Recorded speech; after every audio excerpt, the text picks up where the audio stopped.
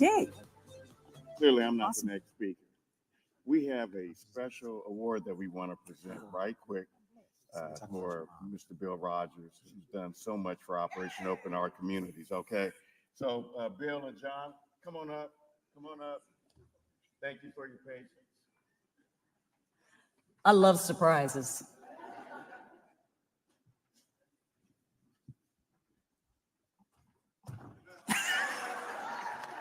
Okay, we have a special surprise. Bill, can you come back out here? Bill doesn't like surprises. Bill doesn't like attention. I'm messing with all of that. I didn't get here by myself. I got here with the support of a lot of friends who took my phone calls, who wrote checks, who made commitments, who took risks. When somebody is there for you, when somebody backs you, you need to back them back.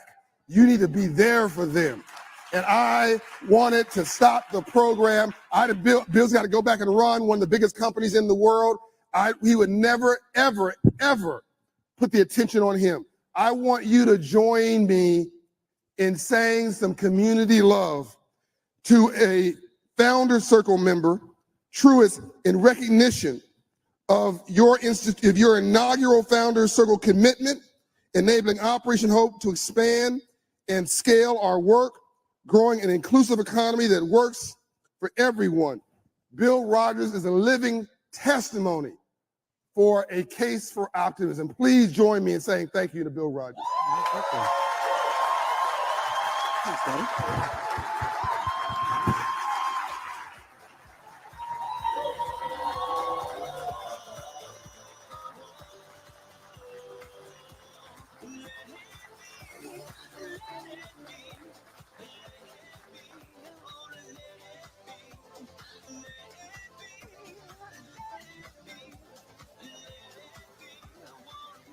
All right.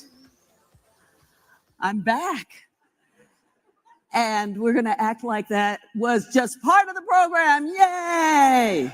No, it's wonderful that we were able to give out that award. So deserving. Another round of applause for that. So great. So I once again get to introduce two incredible people who care about inspiring people to improve the world. So please join me in welcoming the managing partner of Edward Jones, Penny Pennington, and our good friend, the anchor of CNBC's Worldwide Exchange, Frank Holland. Thank you, Donna. Good morning. Good morning, everybody. How's it going? Tough act to follow. There were awards and hugs. A lot of stuff going on that one. We're going to try to make it just as exciting. So I am Frank Holland from CNBC. This is Penny Pennington, the managing partner of Edward Jones. We're here to talk about something that's really core to this event, economic inclusion, but not just inclusion, how to take action, how to really change your financial life. We can't help you with the rest of it, but the economic part, we're going to help you with right now. So Penny, it's such a pleasure to be here with you right now. Great to be with you, Frank, and this group. So let's just start a little bit broadly. How does Edward Jones, a financial services company, 8 million clients, I believe, all around the world, how do you look at economic inclusion? Yeah. Well, let me start with just a little bit of context about what we do. So what we do is to give advice to people to turn their life plan into a financial plan so that multi-generationally we help them establish, grow, pass on, and give away their wealth. And as an aside, I will say that many in the wealth management industry who give face-to-face advice from a human being, not from a robot, there are fewer in our industry who are interested in helping people establish wealth. But we've been in this business for 101 years. And an insight from one of our founders decades ago was that people have resources and they have desire to have more opportunity and possibility in their lives, but they need advice. There's sometimes a lack of confidence about being able to do that. And so what we do is to help people have more confidence in their financial futures. So financial inclusion, including more people, 8 million that we serve today, our addressable market is 40 million. And by the way, Frank, I make no apologies for being a commercial, successful enterprise. This is not philanthropy. Inclusion, financial inclusion has been our legacy, and it is our future. And it makes for a more successful and vibrant commercial enterprise. So that's what we're up to. That's what we've actually been up to for decades. You know, I think you mentioned, well, actually, a big round of applause. One of the important things you said when we're talking about financial inclusion is grow your wealth and also pass it along. I think a lot of people here, we've all known people that talked about what they had before, and they don't seem to have it now. They weren't able to hold on to their wealth, or they weren't able to maximize their success long term. Let's talk about that when it comes to economic inclusion, actually being able to pass it along to the next generation. Well, you have to have some to pass it along. Right. And this is one of the gaps that is very real in our country. All over our country, the ability for people to really establish wealth, to get good advice, to understand how to balance different goals that they might have and different constraints that they might have in their lives, and put that all together in a way that they can build a long-term plan for themselves and their family, and then have a way to pass that on intergenerationally. One of the programs that we are testing today in St. Louis and here in Atlanta is pulling together, and Operation Hope is so great at this, pulling together partners, because we know that we cannot do this alone. Pulling together NGOs, for-profit fintechs, socially responsible for-profit fintechs, universities, academics, data sources, to come together and surround a family, an individual investor who may be new in this process, surround them with not just financial literacy, not just the knowing part of it, but, and Frank, you said it just a moment ago, the ability to take that knowledge into action. But sometimes there are a lot of other supports that need to be there. There needs to be debt mitigation. There needs to be the opportunity to borrow in really healthy ways. There needs to be ongoing advice and education to families. So we do this across generations, and frankly, we do this across economic strata, from some of the wealthiest people in North America to folks who are just getting started. But the tenets are the same. And Frank, you were going here, the tenets are very much the same. Grow your confidence, get clear about what your goals are, have a long-term orientation, recognize that there are going to be trade-offs to that. Don't get carried away with the market, right? With the ups and downs and vicissitudes of the market, and get advice that you can be confident in. So this is how we seek to surround people of all kinds of different economic means and shepherd them across that spectrum of establishing, growing, passing on, and giving away. And by giving away, I mean investing back into the communities where we live and work. Wow. One more round of applause. So Penny, I don't know too much about your background, but I grew up going to church. We went to church every Sunday, and then we had a special prayer session every time the bills came in. But you were just preaching right then. You have to have some to pass it along. This couldn't be truer. So let's really talk about what you're doing with Operation Hope and Financial Literacy for All, the financial fitness program that you're instituting. Let's talk about how you're not only being inclusive, but you're really putting it into action. Yeah. Well, I can't let what you just said go past about spending some time in church. So I did too. And anybody been to one of those tent revival meetings? Got an amen there, right? I love those. You're preaching. So the tent revival meetings that I used to go to, sometimes the tents were big and sometimes the tents were smaller. What you learn going to a church revival meeting or to the circus is that the bigger the tent, the taller the center pole, right? You have a big tent when you've got a tall center pole. At Edward Jones, in the world that I live in every day, in the world that I'll say it, preach every day, that center pole is opportunity. And the taller that pole about opportunity is inside of our company for the 52,000 colleagues that I work alongside, the 8 million clients that we serve, an addressable market of 40 million clients, and the fact that we have a brick and mortar location in 2/3 of the counties of the United States, all 10 provinces in Canada, and we have a client in every county but one in the United States. There's one county in Texas that has more cows than people, and we don't have a client there. But the reason that I share that is that we are everywhere. And so we know where opportunity lies, and we know where the barriers to that opportunity lies. And we believe that it is part of our responsibility, but also part of what will make us more commercially successful to address that, to raise that center pole of opportunity. And Frank, I bet you've heard this. I've heard that talent is spread more equally sometimes than opportunity. So our job is to make that tent as big as possible. Now I'll get to your real question, which is how do we integrate with Operation Hope, and what is our financial literacy endeavor? We started this journey, this particular journey around financial literacy in 2020, and we set a goal by 2025 to have served 1 million learners. We're at the end of 2023. Penny, 1 million? I mean, that's a round of learners, applause right there. Okay, thank 1 you. million people. So we should have set the goal higher because we're at about 815,000 now, and we've got 2 years of that goal to go. The way that we do it, we work with a curriculum from EverFi, and we take this curriculum into schools and into our digital assets, into online assets. We've got about 600,000 people engaged with our online assets and almost 200,000 students across North America. You probably know that there are dozens of states that require a financial literacy curriculum in their high schools.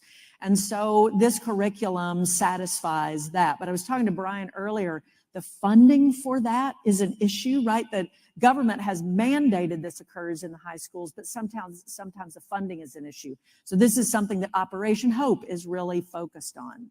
What we know about these programs, and it's really important, I think, that we measure the outcomes. What we know about these programs is that confidence goes up when someone has got this level of literacy. There are 44 modules, so this is not inconsequential, but we can test folks' confidence and their feeling about their relationship with money and their relationship with perhaps becoming an investor, which is really what this is all about, to take in your own hands the agency of your own life for creating a future of your making. So that's what our financial literacy program is all about. Excellent, excellent. I think we've drifted into church a little bit. I'm going to tell you something my mom always told me. God helps those that help themselves. Yeah. And it's about taking that first step. I want to talk to you about your purpose. You are the managing partner of Edward Jones, similar to a CEO. You have a partnership structure with this organization. I want to talk to you about your dedication to financial literacy, to economic inclusion, your purpose. Why is it so important for you to have this purpose? Yeah. Well, I'll start with the enterprise's purpose, and then maybe get around to my own because it's so simpatico. Edward Jones' why, our reason for being, is to partner with lots of people to make a positive impact on the world, to improve the lives of our clients first and our colleagues, and together, remember how ubiquitous we are, together improve our communities and, yes, even society. We put that level of ambition on what we do because we are successful enough to now be important, in more people's lives. So this is our stated purpose statement. And in that purpose statement, you hear we want to affect lots of stakeholders, our clients, our colleagues, the communities that we serve, our society. I believe that economic inclusion and more agency and opportunity for more people strengthens democracy. So well-being, financial well-being and democracy go hand in hand. Growing the middle class and people who aspire to the middle class in North America has been part of our legacy, and it is our future. So our purpose is to make a difference in the world, said as simply as that. I talked to one of our financial advisors recently. He said, he's sort of scratching his head as it. He has a practice in a town in Iowa. He's doing an incredible job there. And he said, Penny, it just sounds like we're trying to change the world. Correct. And what every member of our team, 52,000 people, realize is that they join their purpose and passion to our enterprise, and they can amplify and magnify who they are and what they want to accomplish in the world by being a part of Edward Jones. And I want people to feel that way. In fact, I want people to test Edward Jones and our purpose to make sure they can achieve theirs through our organization. Our purpose is the wellspring for all of our strategy. We have set outcomes associated with our clients, our colleagues, our communities, society, and our firm. And there are 3 lanes that we operate in: partnering for greater financial strength, promoting healthier futures. And you might say, wait a minute, why do we care if people are healthier? That's physical well-being, not financial well-being. Do you agree those 2 things go together? If your health is ruined, your finances are as well. Your economic power, your power to go to work every day, others need to take care of you, and so their economic well-being is impacted. This is why promoting healthier futures, especially as it relates to Alzheimer's and an equitable environment, is important to us. And then the 3rd lane is advancing inclusive growth. We have measures associated with every single one of those things. So as I said earlier, our purpose is not philanthropy. Our purpose is about our endurance as a commercially successful enterprise. So you mentioned the connection between, I get a round of applause. Thank you, person in the back. You mentioned the connection between Edward Jones, the enterprise, and your personal commitment to these principles. Explain. Well, John did this just a minute ago with Bill, and I got the idea that maybe that wasn't rehearsed. It was, Bill, why are you so invested in this? Why is it so important to you? I come from a pretty modest background, but one that doesn't look modest today. I come from a line of folks that came out of North Alabama. My mother, the home she grew up in, did not have indoor plumbing the first few years of her life, and my dad grew up on a farm. And I remember they moved to Nashville, and I was born there. And I remember sitting in our family room in a new home that my parents had just built, and I had my own room for the first time. And I shared a bathroom with my sister, not the whole family. And I remember sitting there one night and saying to my parents, I think I'll probably be the first, and I was 14 years old, I'll probably be the first generation of our family that doesn't do better than their parents or the generation before them. And I said this to my mother and my father, both of whom were growing in their careers and becoming really, really thriving leaders. And I just remember both of them looking at me and saying, that's not the way this works. That's not the way this works in our family. And this is not the way it works in this country. We're going to give you some advantages. We're going to give you some tools. We don't have all of them, but it's your job to make things better. And then I just saw them go about doing that in their lives, in their church, in junior achievement, in their own companies. I saw leadership being lived out loud, making a difference. I saw the joy in that. I saw the growth in that. And so when I found a place, and I had another career before coming to Edward Jones, but when I found a place that this was fundamental to the place that I was working, I realized that I could grow my own impact. When I came to Edward Jones, I had no idea that where I sit now would be an opportunity. But I also see, and from a real place of humility, I hope you hear this in my preaching. I don't mean this is preaching to the choir, as we used to say in church. I mean to say that using this platform to make a bigger impact in the world is really important to me and really important to the commercial success. I keep saying that, to the commercial success and our license to operate that is given by consumers and investors and colleagues and regulators and all the stakeholders that we seek to partner with to make the world a better place. That's my purpose. You know, what you said to your parents when you were 14 is just that statement, the thought that you thought you weren't going to do as well as they were. I think every parent's hope, raise your hand if you're a parent. Any parents here? I would assume a lot.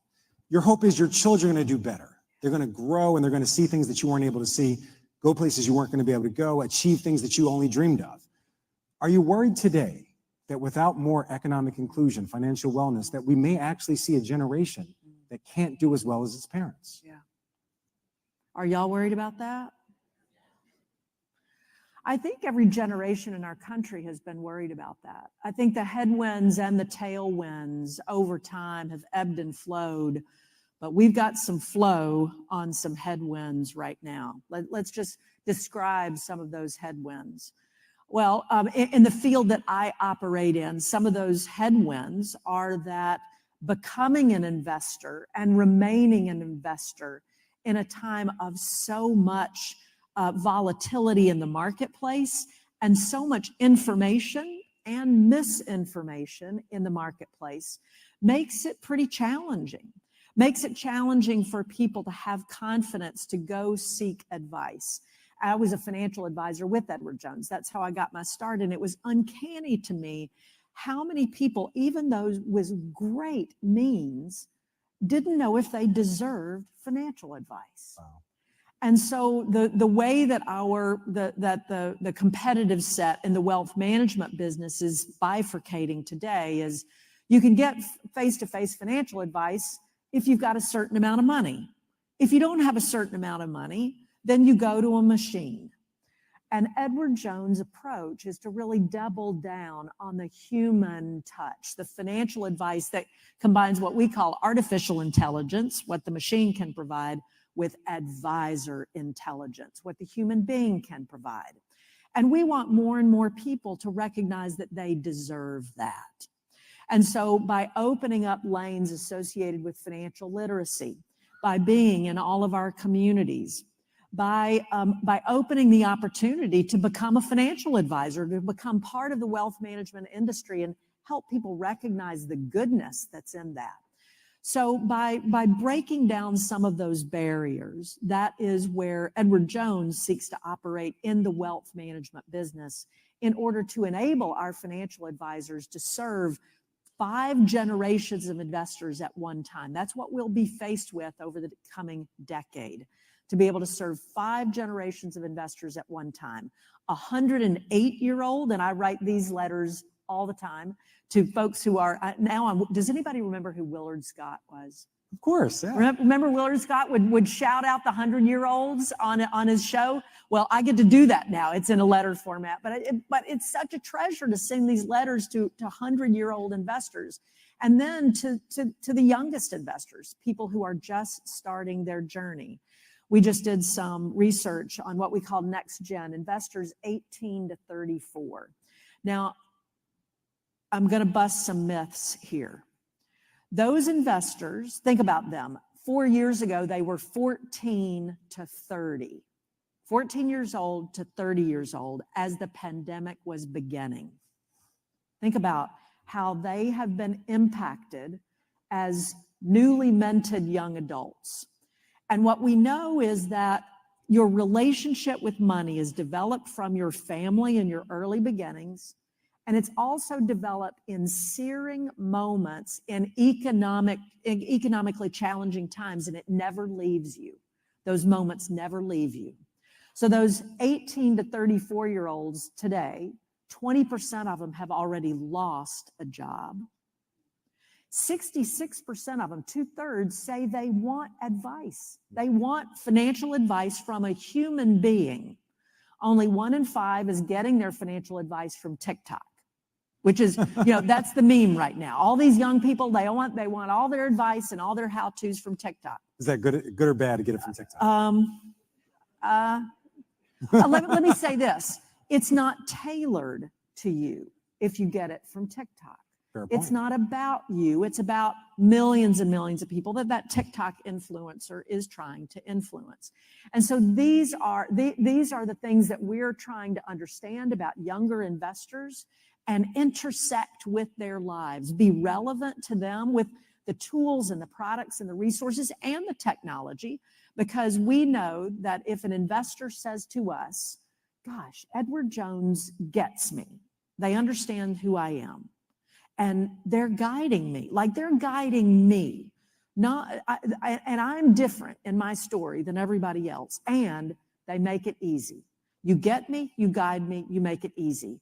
If we can do that for more people in North America, we know that we're making a difference in the world. Absolutely, absolutely. I think this conversation took some turns that neither one of us was expecting. So you mentioned your days going to the revival. We are in a big tent right here. Operation Hope is one of the biggest tents. So why don't you leave us all with one last word? You can preach a little bit if you need to. All right. Just one last word as we look at our finances. You mentioned artificial intelligence. I'm sure a lot of people have that on their mind, not only about their futures, but their children's futures. As we look ahead when it comes to economic inclusion, guiding our own finances, and ideally leaving something for the next generation, how should we view this next upcoming year, 2024 and beyond? Yeah. I'll come at it from, there was a statement made on stage or a conversation earlier today and a little bit last night about capitalism. I know that capitalism can do more and better for more people. And the free market system in our country, when it does more and better for more people, strengthens democracy, it reduces fear, it enables people to have more opportunities in their lives. That's what this country is all about when it's at its very best. And business, I'm a business person. I am unabashed about the fact that I believe that capitalism for good can do more good for more people.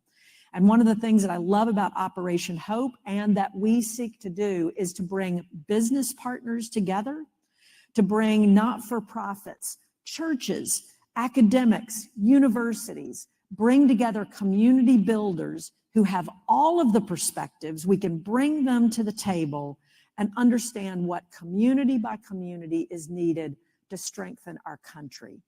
So the case for optimism, I believe, is very, very high, but it means we all got to be leaning in. And I've gotten so much good gas from being with this group, from being with you over these few hours about what that case for optimism really is. Thanks for the time. Thanks for having us. Thank you. The case for optimism, the case for economic inclusion, a little preaching in there. Thank you for the good words. Penny Pennington, managing partner of Edward Jones, thank you so much. Thank you. Amen, brothers and sisters. Great to be with you. Oh, love it.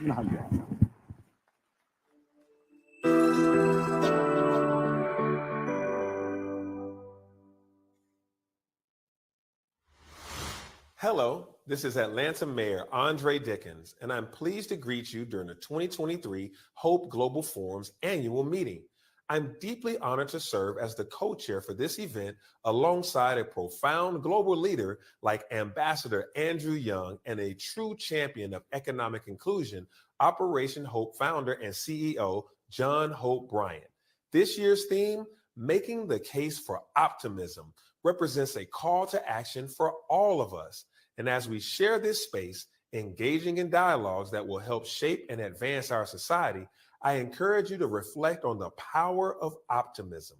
Think about the incredible impact we can make together through collective action that echoes through the halls of business, government, and communities worldwide. Let's make optimism a part of our legacy. On behalf of the people of Atlanta, thank you for your inspiring work and valued partnership.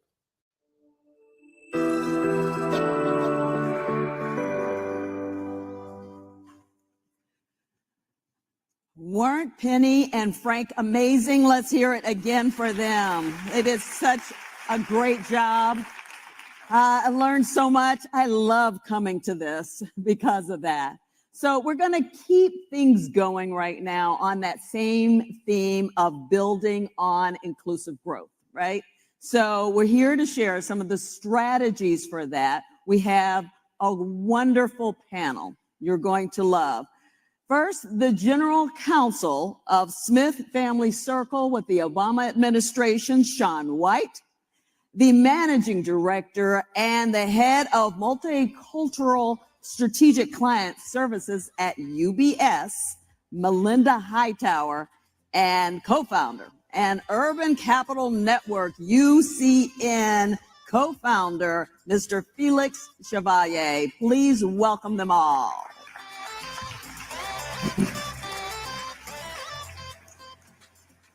So good morning, everyone. We've brought together to the main stage two accomplished financial and legal professionals to speak about wealth building for women and communities of color. We have Managing Director of Multicultural Strategic Clients Segments for UBS, and we also have Sean White, who is a financial professional and lawyer and strategic counsel advisor for a number of family offices. So we'll begin with just a few questions. Each of you have spent a considerable amount of time and energy focused on closing the wealth gap for women and communities of color. Can you both share why you've been so passionate about this topic and why should we be as well? Sure, I can dive right in, and thanks so much, Felix, and I'm excited to be here. So the reason I am so excited about this, because I think it's an urgent issue based on the changing demographics of the country. A recent Cerulli report shows us that about $84 trillion in wealth is about to transfer from the baby boomer generation really to largely millennials, right? And those millennials are very different than earlier generations. Specifically of note, 44% of millennials are multicultural. So they identify as one of those diverse cultures, Black, Asian American, Hispanic or Latino, or another ethnic minority. So that for us is really a call to action that if we want to continue to remain relevant, not just in the financial industry, but really in any industry, we need to make sure that we are catering to our audience and catering to the clients that we need to serve. So that's why I'm so thrilled and excited about it. Again, agree with everything that Mel just said. Want to give a little bit of an introduction about who I am. So I am a general counsel and serves as strategic advisor to various family offices and foundations. And in the past have represented people such as the billionaire Eli Broad, President Obama's foundation, and most recently Will and Jada Pinkett Smith. And one of the things that gives me is a vantage point over my career in New York on Wall Street and then in private practice and then working for individual family offices is a little bit of a vantage point on how people who have wealth and who have intergenerational wealth to pass along, what some of the strategies that they have are that have put them in those positions.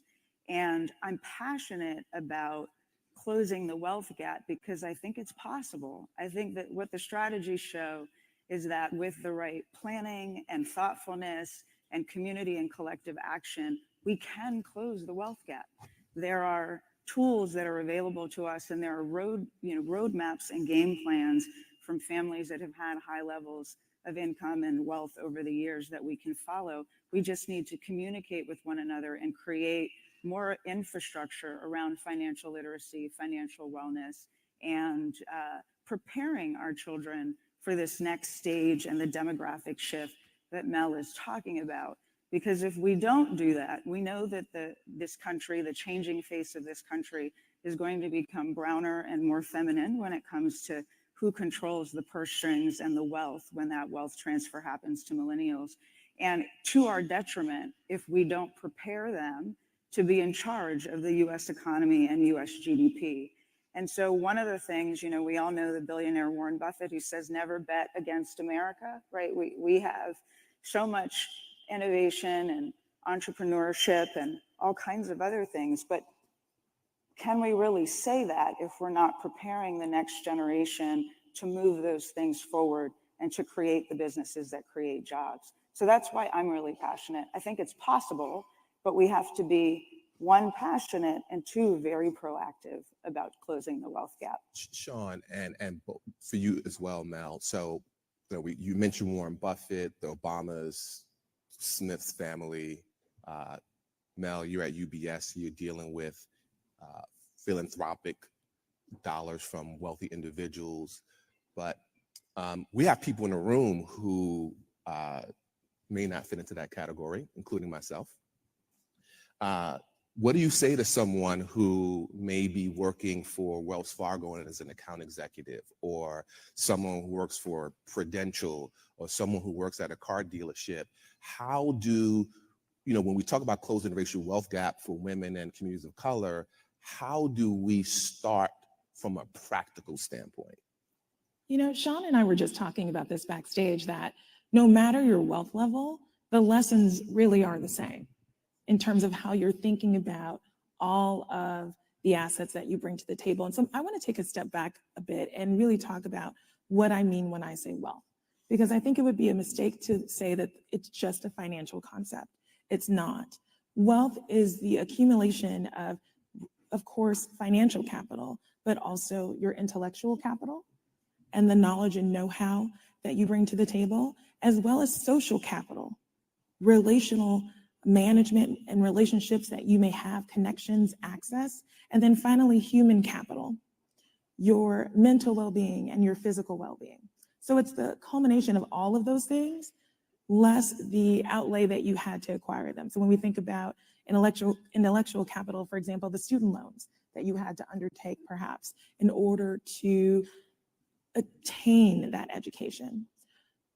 But stepping back, when I think about it, it really is the same thing across all families. We're constantly thinking about what you spend, what you save, what you invest. Ensuring that you are well planned is something that is applicable to any level of wealth. Yeah, when I think about wealth, or the concept of wealth, if we want to just go in that direction, I think about what assets and resources you can bring to bear. So it really is, it's to Mel's point about more than just money. And when I think of assets and resources, I think of the people you know, the community you live in and how close-knit that community is, the people you know who have jobs in other industries who can explain to you how other things work. I mean, there is more to wealth than just money. But when we're talking about, for me, closing the wealth gap, we're talking about putting financial assets into the hands of women and people of color with the training that they need for financial wellness, right? So we want our businesses to get the capital that they need. We want our young people to get the capital that they need with respect to being able to go to college and have education and things along those lines. So it's not just the money that's in your pocket, but it's the resources that you can bring to bear for your household and for your family. And some of that, I mean, look, we're at a conference where we have people who are elected officials speaking and talking. And some of that is, what resources are your children's schools getting or public schools getting, right? Wealth is about being able to allocate those resources to the highest and best use within your life and within your community. So it's bigger than that when we're talking about closing the wealth gap. Even though I deal with individuals and families, I recognize that this is not something that each of us is going to close by ourselves on our own. We do need our legislative officials and those who fund our schools and our school boards to be teaching financial literacy to our children. And we need them to know how to balance their checkbook and what to do with the money when we leave it for them and we have it for them. So there's so many different areas that you can attack this from.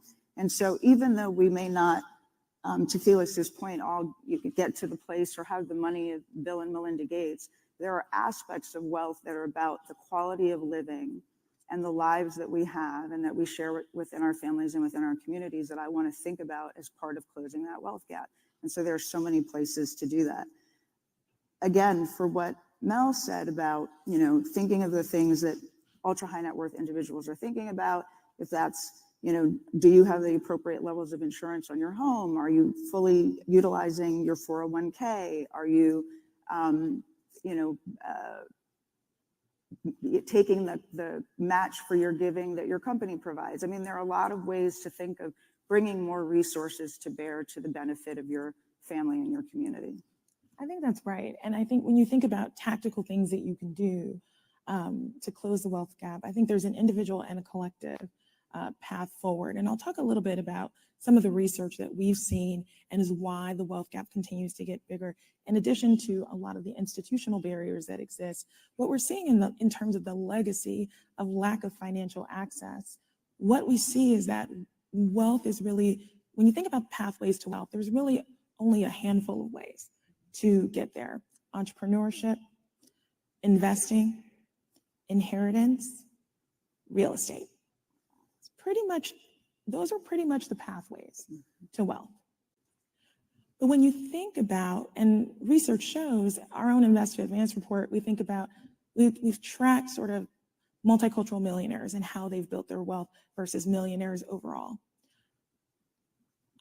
What is interesting about that pathway is that the majority of millionaires overall have built their wealth largely through investments.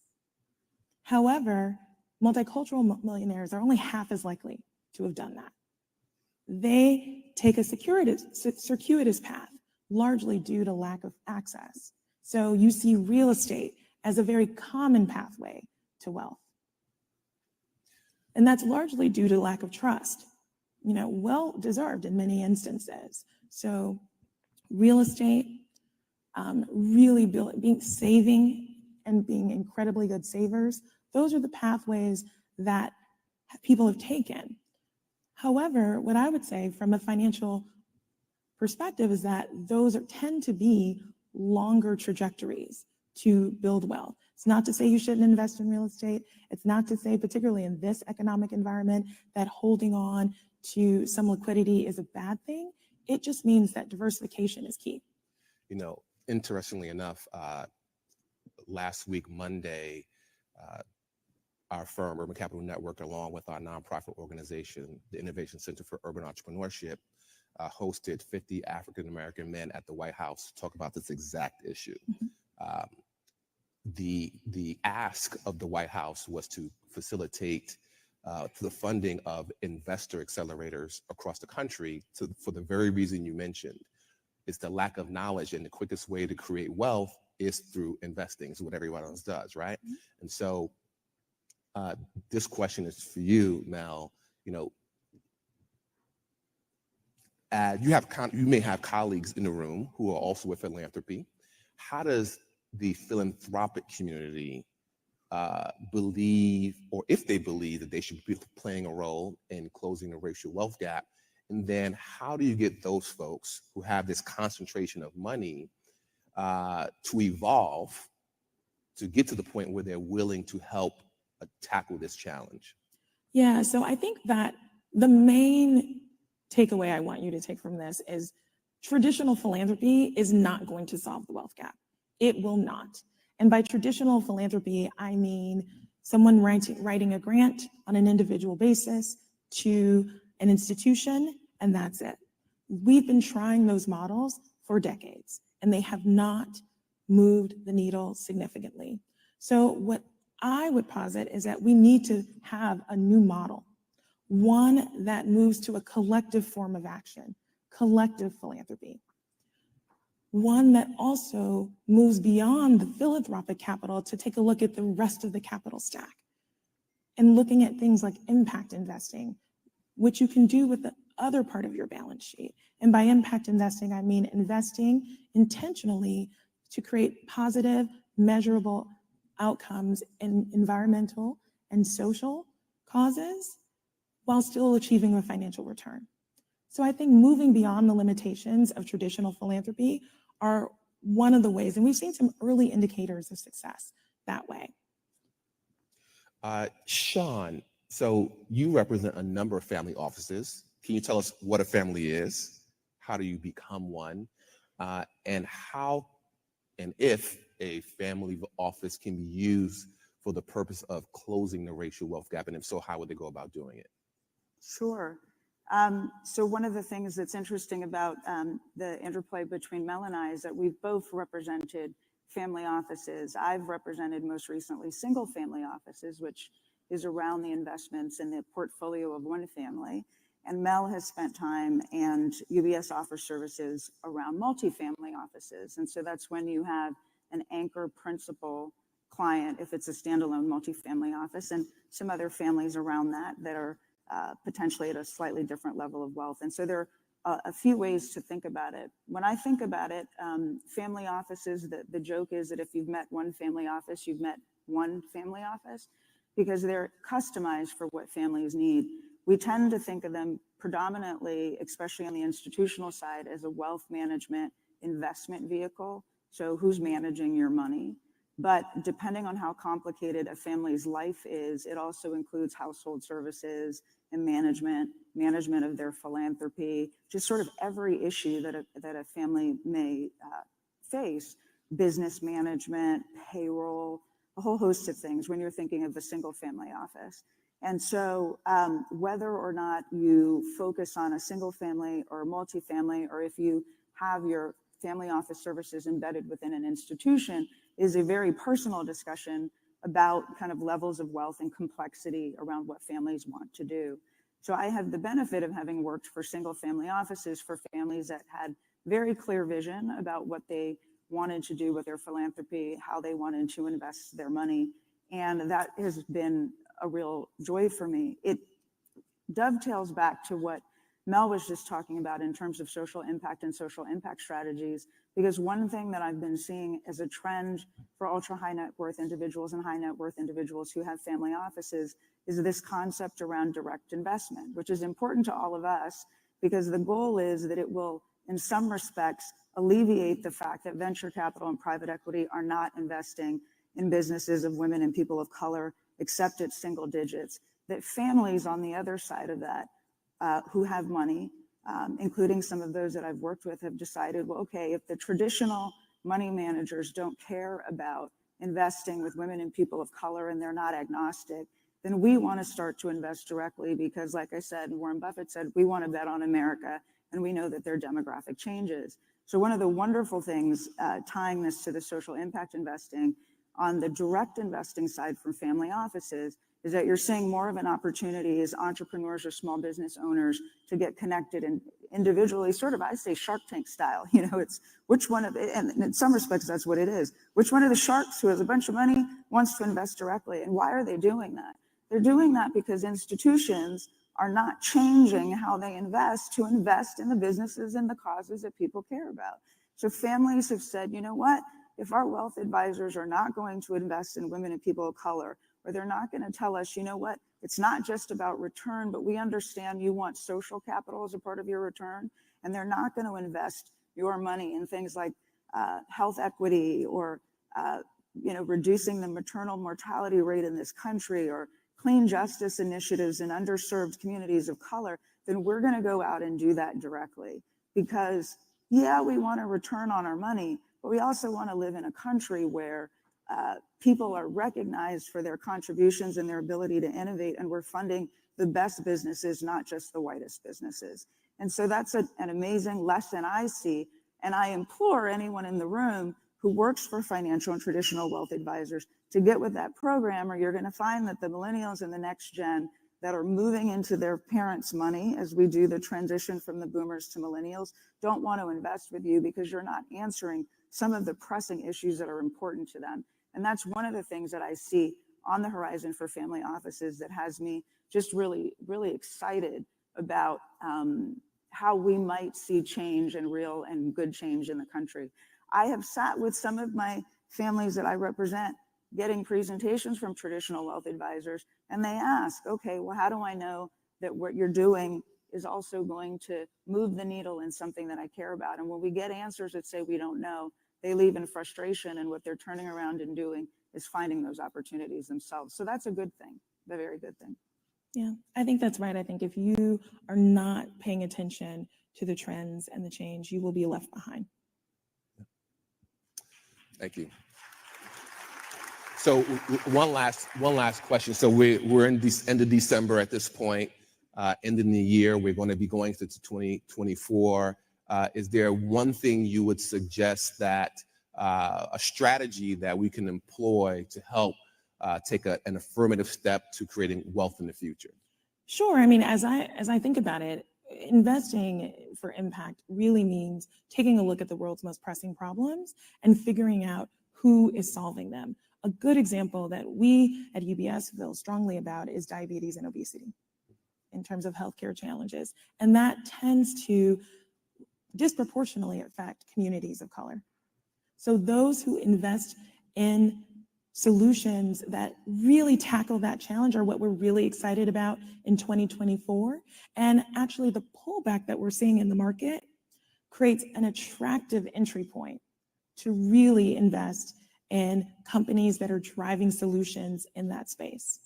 So that's one example, if I say nothing else. And I think we all know the crazes that we've seen and read about around weight loss management.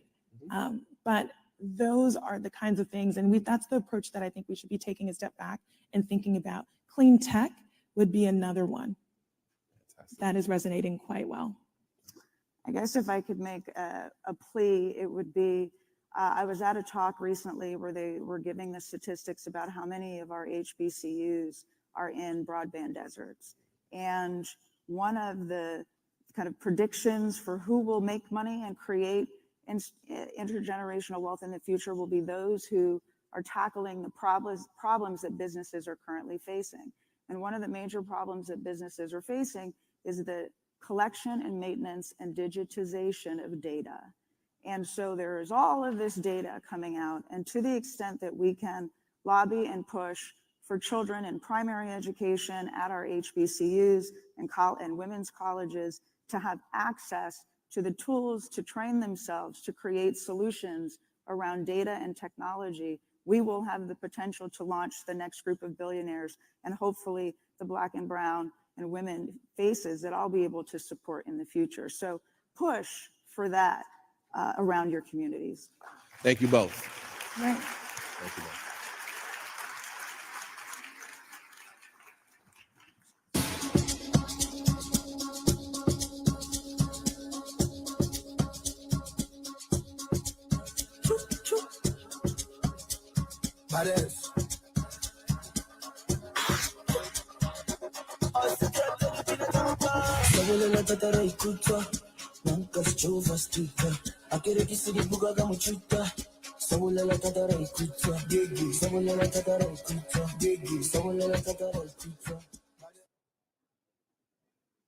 Okay.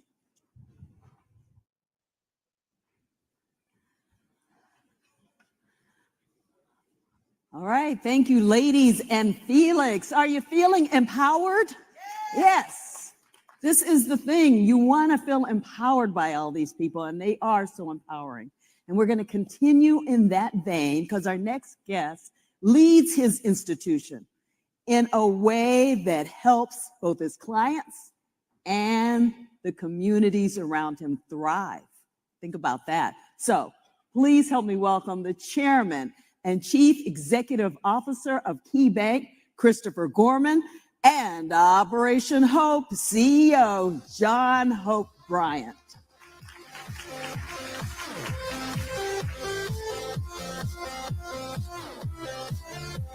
Enjoying your day? Are you enjoying your day?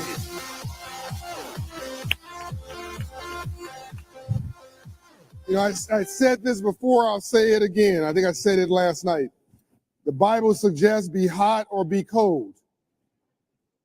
If you're lukewarm, I'll spat you out. Translation, even God is not like mediocrity. You're going to do something, do it with both feet. So if you're going to show up here, show up with every ounce of energy you got. Give the world everything you've got.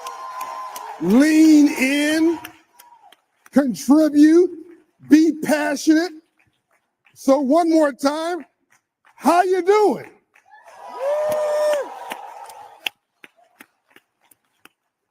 Chris Gorman is the CEO of Key Bank, and for the longest time, I thought he was a bit of a stiff shirt.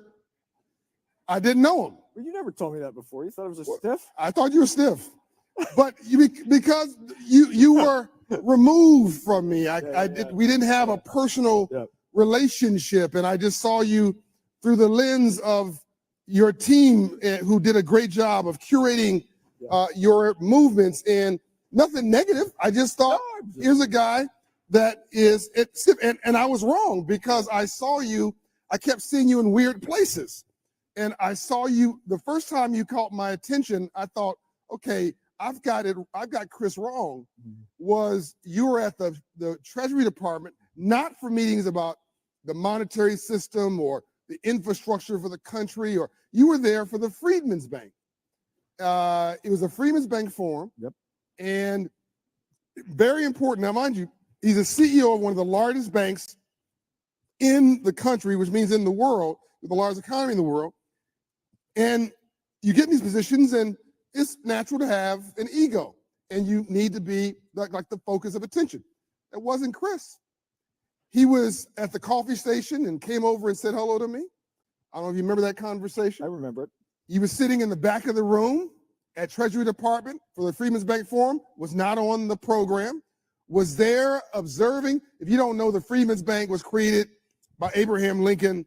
It was inspired by a black pastor out of New York who actually came up with the original idea of the Freedmen's Bank to basically domicile the savings of black Union soldiers in the Civil War. And he inspired Congress, but really Abraham Lincoln, to create the Freedmen's Bank, March 3rd, 1865, bank charter to teach free slaves about money. And Frederick Douglass took over the bank when Abraham Lincoln was unfortunately assassinated in April of 1865, the next month. And so we were instrumental in getting the Treasury Department, Secretary Jack Lew, Wale Adeyemo, Deputy Secretary of the Treasury now, who's here with us, to get the bank building renamed. And they created a Freedmen's Bank Forum. And so I attend this forum, and here's this guy in the back of the room, and it didn't make sense to me because I'm thinking, I'm almost positive this is the CEO. And then he walks up to me at the coffee station, and you started a conversation with me, and clearly you knew all the history. You were there. I said, okay, this is a fluke. The next year, here's Chris again. Meet him at the coffee station. He's also there now. He's on the program, and I talked to my team. We're talking to Key Bank about doing stuff, and then I hear we've got a partnership, and of course we got a chance to spend some quality time together. Finally, opening one of our locations together. Help me understand. I'm continually, again, a case for optimism. Yeah. I'm continually pleasantly surprised. I love being disappointed. I love being wrong about people when I have the wrong expectation about their high frequency. You were high frequency. I thought you were no frequency. I thought you were just neutral. Clearly you had this passion. Clearly you had this interest.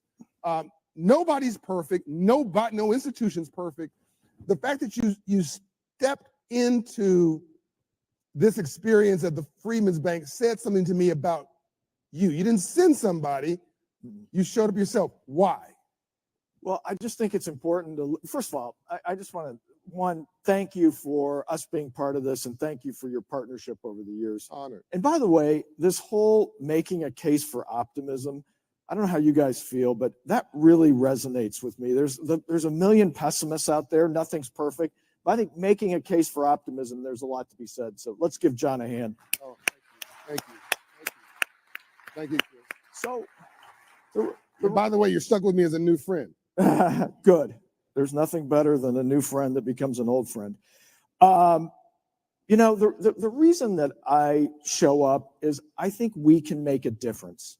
And I think I can make a difference. I think about my responsibility as running Key. And, you know, we at Key are only as strong as the communities in which we operate. We have 3.5 million customers. We have 17,000 employees, but all of our employees and all of our customers come from the communities that we serve. And so as a consequence, the stronger we can make the communities that we serve and serve every day, the better for all, you know, kind of expanding the pie. So I just feel like we have a responsibility, and I think we're in a position where I think we can make a difference. I think we can transform people's lives. And when you talk about credit availability, whether it's someone buying their first house, opening their first business, retiring, sending their kid to college, I just think we can make a difference, and I think we have a responsibility to, and I also think it just makes a ton of sense for our country. Yeah, that wasn't the question I was asking you. That was, you answered the question, but that wasn't the question I was asking Yep. you. I read people really, Yep. it's one of my few talents. Yep. I read people really well. Yep. Yep. I can see BS coming. I can see drama coming. Yep. I can see insincerity coming. Yep. I have no interest in it. I want a Yep. drama-free zone Yep. Yep. around me. I walk through life consciously oblivious of most things. Yep. So I'm focused on, and when I saw you, I met you, I focused on you. Yep. And there's something in you beyond what you said. Yep. That's personal. Yep. I don't know your story, but something underneath that causes you to care. Yep. And drives all this other stuff you're doing at the bank. I want to know. Yeah. We want to know, don't we? Yeah. We want to know what's that. So look, I think we're all a product of our background, whatever it is. Yes. So I lived in Mexico City from the time I was 6 until I was 12. And that's an interesting, when you live in a different country and you don't speak the language, I think you learn a lot. Happens to be that, Mexico is obviously on a relative basis compared to the United States an impoverished place. I went to a huge public high school in Indianapolis, Indiana. We had 3,600 kids in 3 grades. We had some of everything. It was very integrated. You had black friends growing up. We had a ton. Yeah. I played basketball, had a ton of black friends. And the school that I went to, there were people that were advantaged and disadvantaged from, whites, blacks. I could go down the whole list. And I just think, I just learned a lot. I'm a student of people like you are. And I just thought, there's a way that we can play a role that we can lift everybody up. So that's kind of what drives me. And That's my background. And the decency, is it anything to do with your family environment, good or bad? No, my family are very hardworking, decent people. Obviously, to their credit, they were accepting of all. That's why we ended up living in foreign countries and doing things like that. Yes. And I think that's really helpful, because I wasn't just around people that looked like me my whole life.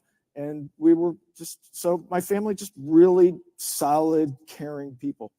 And is it then, would it be a jump, would it be a presumption to then suggest that one of the reasons you keep doubling down and trying to execute on your business plan, even when it's frustrating, even when some people are criticizing you, even when people say you're not hitting the mark, and maybe you are, maybe you aren't, but you keep at it, is it because of this childhood experience that some people don't have the shot that you had?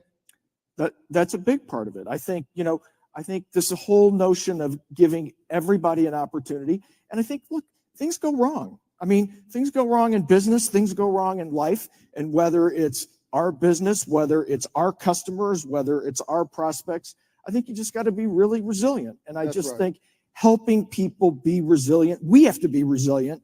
And if we're not resilient, how can we expect our customers and our prospects to be resilient? I just think resiliency is important. Resiliency is my middle name. Yeah, I mean, you got it. Absolutely.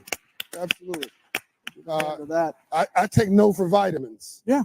No, I believe success is going from failure to failure without loss of enthusiasm. I mean, anyone that on any given day has everything going their way isn't paying attention or isn't trying hard enough. Because it's just life. I think that I just keep looking at the clock because I want to make sure we get all the substance in. And I'm just so fascinated. Yeah. I'm talking to leaders like you because I think people got to figure out how people like you work, how your brain works, so they can replicate the good stuff embedded in their DNA and their business system. They don't get a chance to have candid conversations like this or observe them. Well, and I think this ties in with a lot of the other stuff. I talk about being durable. Definitely. You've got to be durable. Like, bad things happen. I don't care if it's in your family, sickness, something unexpected, financially something happens. For us, it was March 7th of this year, and all of a sudden Silicon Valley Bank failed, and the game just changed. Yeah. And I had the team in all weekend. I said, look, guys, we've got to be out in front of our clients. Yeah. We got to be really resilient. I sent you a We note got about to it. be, yeah, we got to be really durable. People are questioning if the whole system is stable. People are questioning, we have $145 billion of deposits. We had to be out talking to our customers, making sure they felt good about it. So, this whole notion of being durable, being resilient, I personally think is the biggest determinant of success in life. There's a lot of different things, but if you are those two things, I think you win. And I think that applies to whether it's financial education, whether it's applied to it applies to getting your credit score up, all the things that you do so well, John. Thank you. Being durable and being resilient is what it's all about. Being durable, being resilient, being focused. Yep. But also being authentic. Yep. I hate fakes. Yep. And again, it struck me when we met and when you came, you were curious, you were nosy. Yeah. Quincy Jones, I asked Quincy Jones, one of my mentors, how'd you get so smart? Yeah. He said, I'm just nosy as hell. Yeah. I want to know everything about everything. And you were nosy. You wanted to come talk to me. I would have wanted to come talk to you. But you were curious to me. How'd you do this? What the history of the bank? What are you doing right now, John? You're always learning. The smartest people in the world are the people that ask the most questions and are intellectually curious. Because think about everyone's life experience sitting here. Think about, Ed Bastian, who just walked in, who's going to be, I don't know anything about what it's like to run an airline. I could just know what it's like to run a bank. No, I could spend a half hour asking him about, what does it take? How do you figure out the routes? How do you figure out where you want to play? Yeah, whenever you're around smart people, they're always asking questions. And the dummies always want to give you commercials for like 35 minutes. Right. But really, smart people are always asking. That's why God gave you 2 ears and 1 mouth. Yep. So you listen twice as much as you talk. And so again, when I was told that we had our partnership and we were going in together to Buffalo and going to open a location together, I thought that was really, really cool because we get to spend some more time together. Yep. And I could find out what was underneath this person who cared so much. Yep. And you were, once again, comfortable in an underserved community. Oh, yeah. And we did a couple interviews together. And most importantly, we launched this branch together. And you leaned over to me when the cameras weren't on and the mics were off. And you said something to me that changed my whole life. And I've been ripping off your quote ever since. I've used your quote, Dr. King, by the way. Martin Luther King used to say, by the way, I know this. Dr. Martin Luther King Jr. and my mentor, Ambassador Andrew Young, our global spokesman, and Mayor, by the way, Mayor Andre Dickens will be here later as our co-chair. And thank him for his support. Dr. Martin Luther King Jr. gave his last staff meeting for SCLC for the Poor People's Campaign about 30 yards from here in that ballroom across the hall. The last meeting he ever held was right here in this hotel, moving from civil rights to civil rights, from the streets to the suites. And so we're in this historical moment, and I think that we're in the third Reconstruction, opportunity for all. Mm-hmm. And I do believe there's a case that we've got to make for optimism. I can't guarantee you that being positive is going to make you a success, but I absolutely guarantee you that being negative will make you fail. That is so true. And by the way, nobody likes a miserable person. That's also true. Yeah. So you're not miserable. You're positive. You punch through problems. Again, some people have criticized you to me, and I've said to them, I like what Chris is doing much better than what you're not doing. And so you showed up they weren't criticizing you, by the way. They're criticizing banking, by the way. And by the way, there is no perfect. Well, and that's another thing. You have to have you have to have thick skin. I mean, to be a leader. To be a leader, you have to have the courage of your convictions. You have to be very intellectually honest about what's working and what's not. And on any given day, there's some of each. But there's also, it's easy to, anyone could take a shot at John. All he did is all he did is gather 5,400 people, and maybe it should have been 6,400. I don't know, but it's easy when you're out front, and you just got to be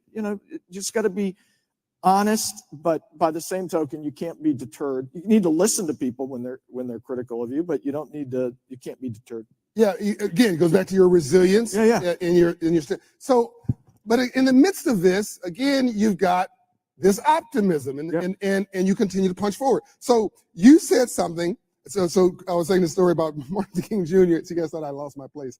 I didn't. Thank you, Chris. I knew you were coming around. Dr. King would listen to preachers. Yeah. And he'd say, "Hey, Joe, I really like what you said. I'm gonna give you credit the first 3 times. The 4th time is mine." and I love this quote from Melody Hobson. I keep giving her credit for it. She says, "I love math because it doesn't have an opinion." Mm-hmm. And you said something to me in Buffalo at the ribbon cutting that rocked my world. Do you remember it? I do remember it. Can you share with the audience what you said to me? It was gangster. I said the only freedom in life is financial freedom, and I really believe that. I mean, if so slow it down. I want you to be critical of that statement. I want you to be critical of what he just said. Think about it. Let's roll it back. Religious freedom. Somebody can take it away from you. Help me out. Political freedom. Someone can take it away. People trying to do it right now. Help me out. Social freedom. Mental mindset. Slavery messed up the minds of the enslaved people. They took it away from them. I believe some people are still depressed today because of that generational curse. Help me out. Anybody can take away something that you don't have control over.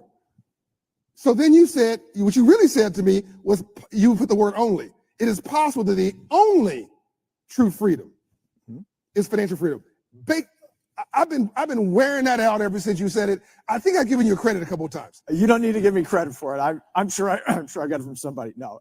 But why did you? That was so wise, Chris. Tell us why you said that. And then we're going to get into our partnership. Financial freedom enables you to live where you want to live, do what you want to do, help other people out that you want to help out. I just think if you think about it, it just gives you, if you have financial freedom, you're not trapped. You're not trapped in some bad relationship. You're not trapped in living in a city you don't want to live in. You're not trapped in a job that you don't find satisfying. You can do what you want to do. And there's a reason that throughout history people have literally died for their freedom, because it's the most important thing. So, and as we wrap, Chris, tell us what we're doing together. Sure. I'd love around financial freedom. Yeah. So I'd love to talk about that. So John and I were sitting in the parking lot of our branch in East Buffalo, and I'll come back to what we're doing together, but it just shows that doing the kind of work that John does and that many, many of you in the room do can really make a difference. We had put that branch, Wiki had put that branch in this, we call it the Delavon branch, but we had put it in a really tough area that was kind of a desert. Yep. And as John and I sat there, guess what? Once we put, and it was like a CVS or a Walgreens. You can almost tell by looking at it. Because it's too big to be a branch. It looks like a drugstore, like a CVS or Walgreens. And we're sitting there, and guess what? Around the whole thing, on each corner now, completely redone. So that this whole notion of being a catalyst, of making an investment, giving someone the opportunity to raise capital. So getting back to what we're doing is this hope inside. And so what we want to do is, as you think, people talk about income disparity, the real disparity is wealth disparity, right? We know that. I mean, that's the real challenge right now.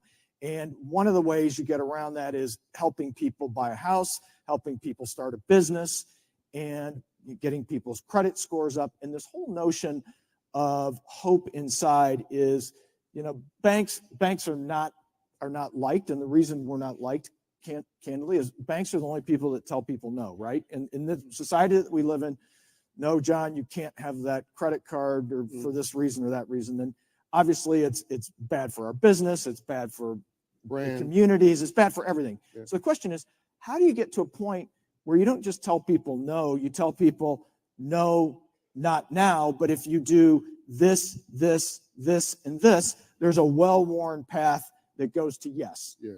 And that is what motivated us to get involved with you, to have a program where, look, when you decline people for credit, you can walk people through. Here's your credit report. Here are the things that you can fix. And by the way, it's very prescriptive. There's not a lot of voodoo to it. I mean, it's just like, Yeah. if you do this, then Yeah. the number goes from Yeah. here to here. Yeah. And so this whole notion, I've always wanted to have an opportunity where when we weren't bringing people into the banking system, and by the way, keeping people out of the banking system is a terrible idea. That's right. check cashing, and I can go down the Yeah. whole list. So our need is to bring people in.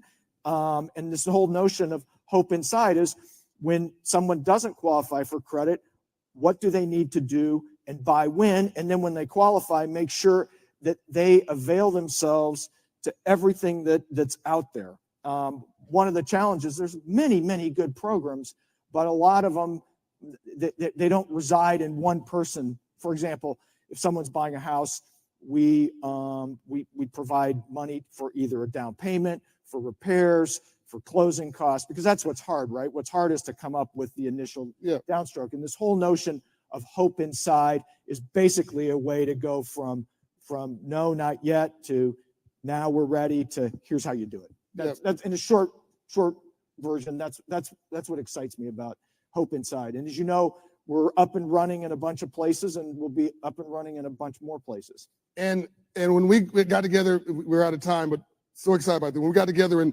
Buffalo, you went to one of the worst neighborhoods in Buffalo.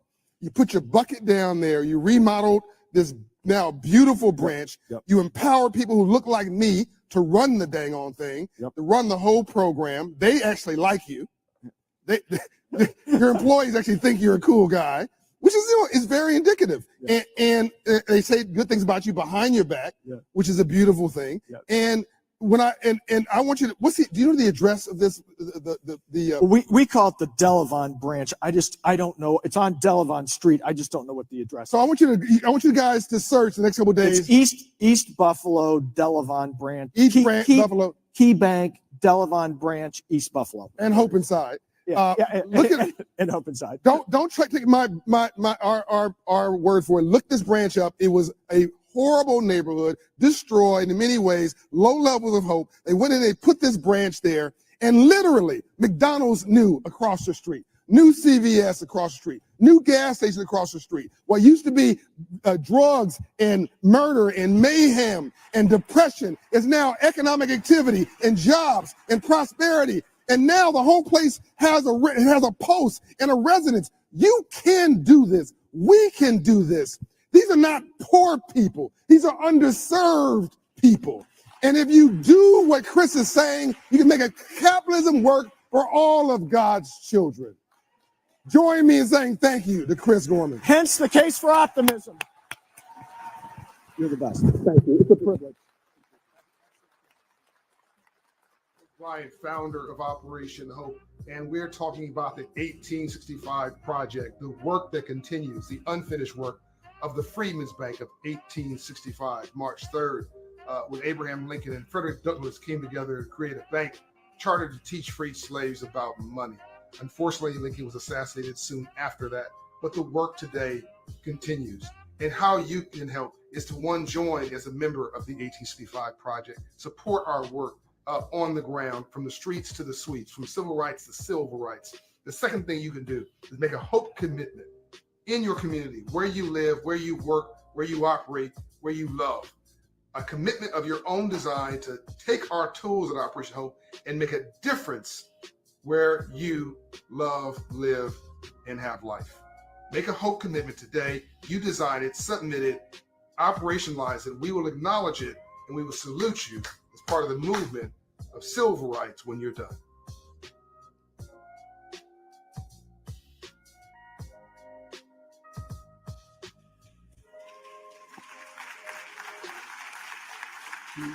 All right, you heard it, the 1865 Project. I hope you will consider giving to the 1865 Project to help Operation Hope grow and scale their work to help more people. So if you don't know much about it, just Google it. You're going to find out lots of good information. And speaking of helping people, please help me welcome two great leaders who have dedicated their lives to that principle.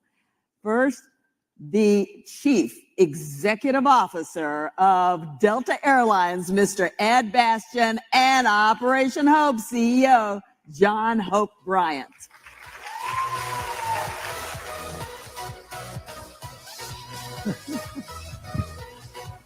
Ed Bastian! Wow. That's great energy, my friend. You can sit down. Thank you. This is one of the coolest CEOs on the planet, and he taught me how to wear tennis shoes with my suits. Yeah, I think you've fast me now. You're going whites on me. That's so level. let me make this easy. And we don't have time for this conversation. And you guys are going to be really shocked because this time I'm going to shut up.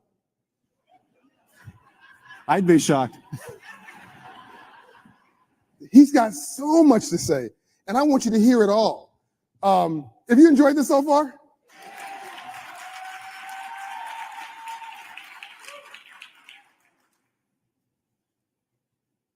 Biggest airline in the world,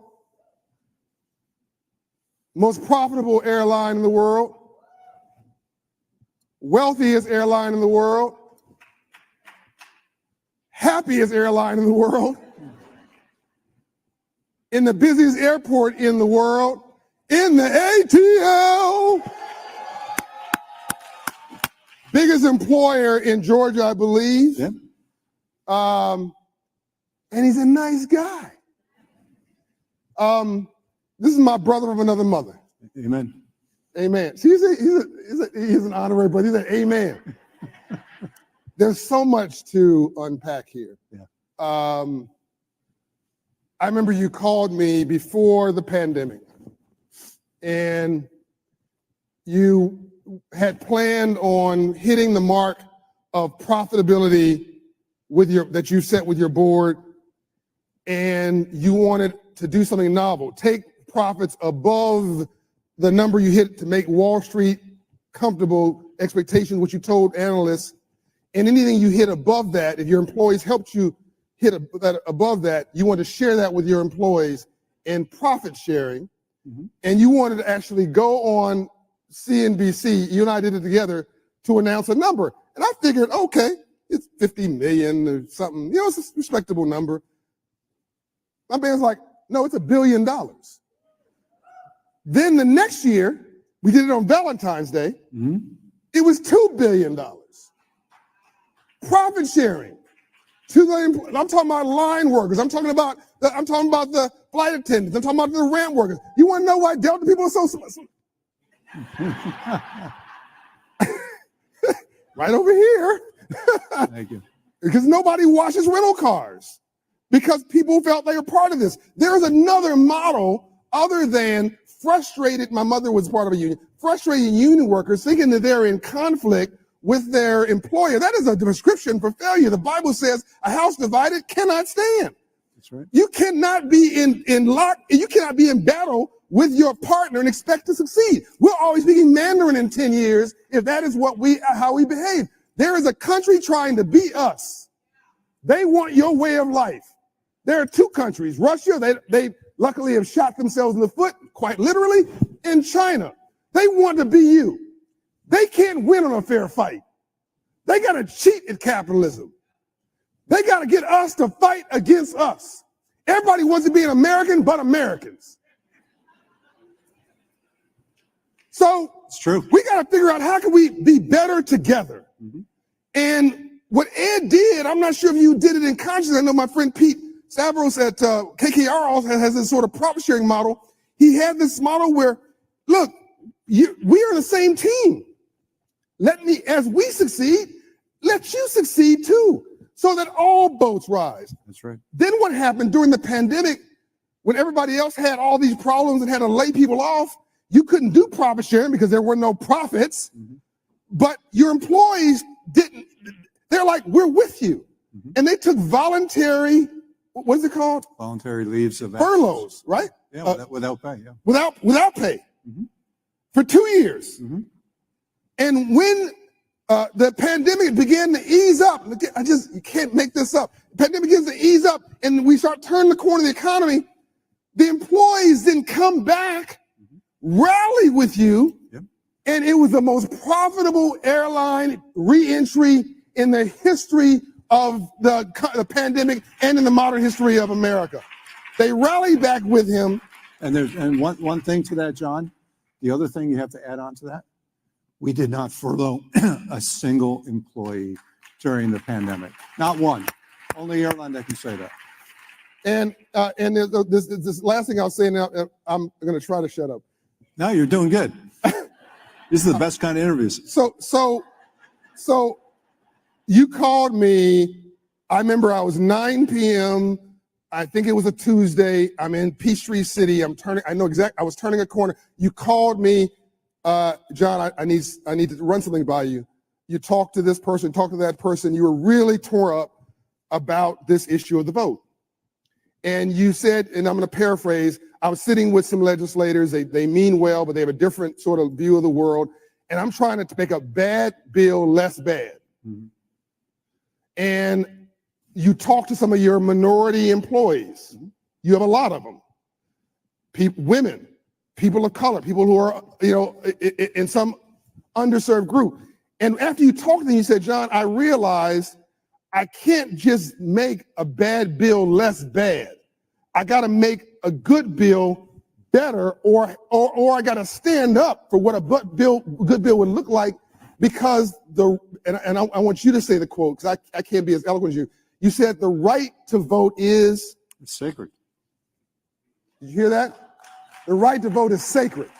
So he asked me my opinion. I gave him my opinion. I thought it was actually, a basic thing that we should not be debatable or controversial. So he comes out and he gets a bunch of crap about it from some people. He holds his ground. I can't say, gotta get into detail. He holds his ground, and here comes 100 CEOs right behind him saying, I'm with you, Ed. I'm with you, Ed. I'm with you, Ed. And they all stand up for the right to vote, for those who are unseen and unheard. These are the things and decisions that nobody sees behind closed doors that makes a great leader truly worthy of the love that he's going to get today. You are truly a special human being. Thank you, my friend. You stand up. The only time you call me every year is to come to a fundraiser to help with cancer research, because your brother had cancer. Right.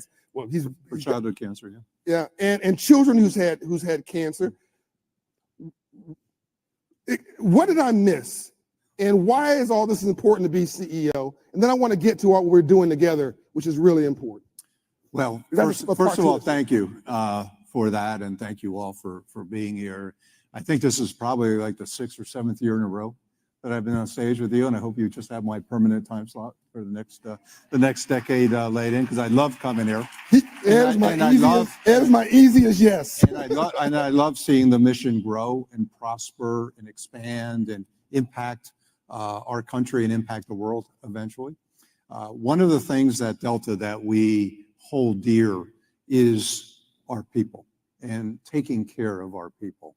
And it's one of the things that our founder almost 100 years ago said when he founded Delta Airlines. If you take care of your people, they in turn will take care of your customers, who will enable the company to grow and build and create prosperity. Yeah. That's the model. Taking care of your own first. Yeah. Not taking care of someone else, taking care of your own. Yeah. And the 100,000 people of Delta Airlines are who I obsess on all day long, every day, in terms of what we can do to enable their success, for their wellness, both financially as well as physically, for the tools to do a great job, the technology needed, the innovation, the reliability of the product and the service levels to keep customers happy and coming back. And they're the very best at hospitality. They're the very best at service within the airline industry. So everything that you mentioned about Delta is true, but it's true for one reason. It's not true because of me, it's true because of us and all 100,000 of us that make a difference. And yes, absolutely. And is that also why you thought that the right to vote was such an easy thing to be for? Well, it's easy to be for, but it's hard to stand up when no one else is standing up. Yeah. Right. And so there was no way I could let that go.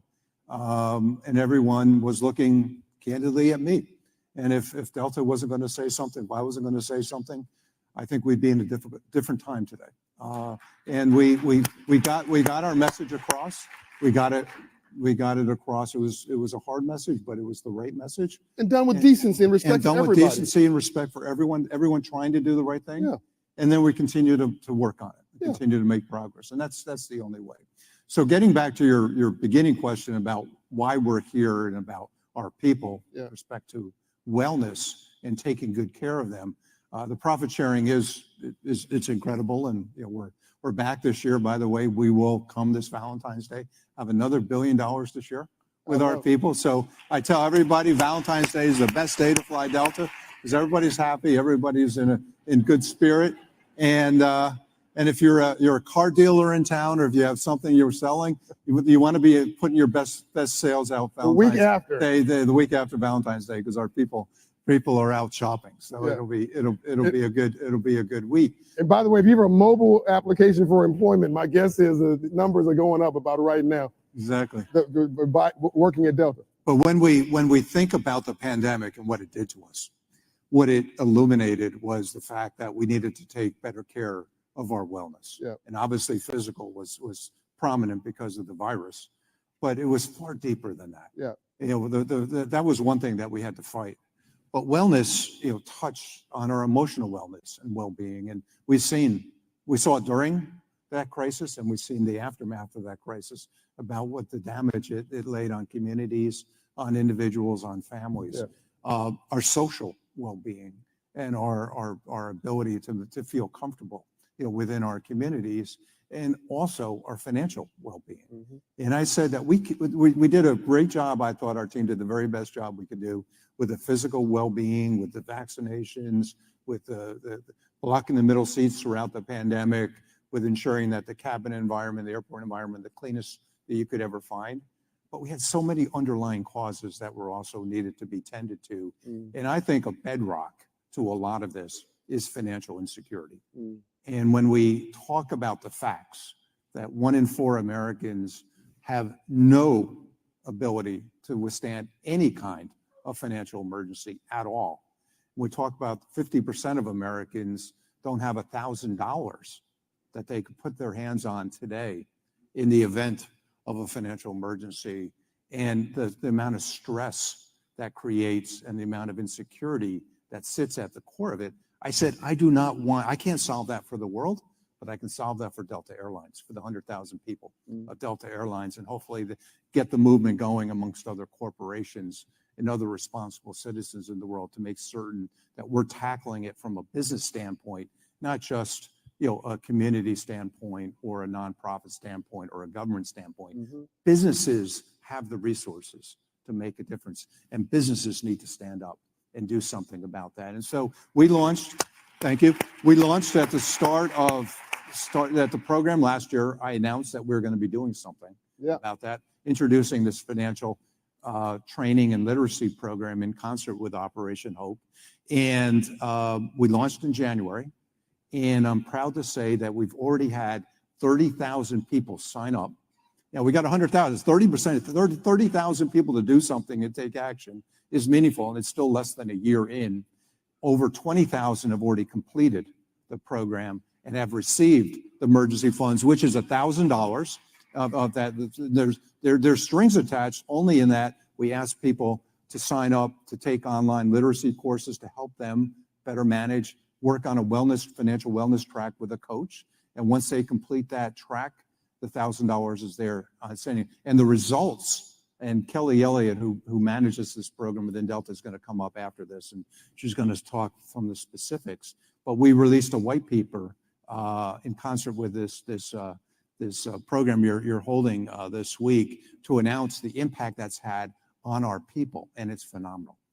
Over 50% of the respondents that have taken it said they've had substantial improvements in their overall feeling of security, their financial security. They've all started to contribute to their own emergency savings fund. So it's not just a handout, it's very much a hand up, trying to get things going. Yeah. And I think the average participant has contributed out of his or her own funds $1,000 on top of our $1,000 and starting to make a real difference in terms of their ability to control and manage the future. And we're just getting started.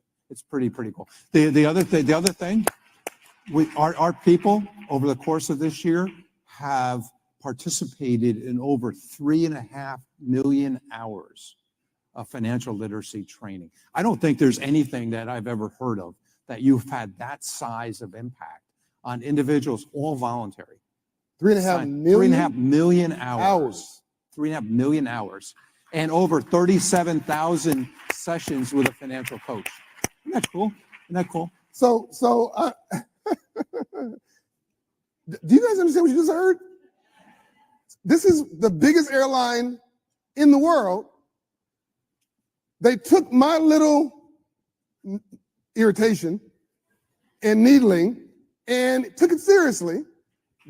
Joanne Smith, the global HR officer, who's Joanne, God bless you, and her team embedded this. I want to give Fidelity credit as well, because that's where they domicile the 401k money. And they said, well, we're going to give our employees a choice. Go to Operation Hope and Fidelity, and take the financial literacy coursework. And when you complete that, you'll get $1,000 emergency savings account that's all yours. What other employer does this? And they launched this in January, as he said. They thought for the whole year you'd have what, 20,000 people? Probably. Yeah. For the whole year. They hit that mark within the first 3 or 4 months. Over 20,000 had signed up. Yeah. And now I can't get on an airline. Every time I get on an airline, half of the crew are like, would you like an extra Coke? I mean, they all love this program. I mean, it's making me cry. People giving me care packages and writing notes on it and saying that this changed their life. Guy telling me that him and his wife, flight attendant, are no longer arguing.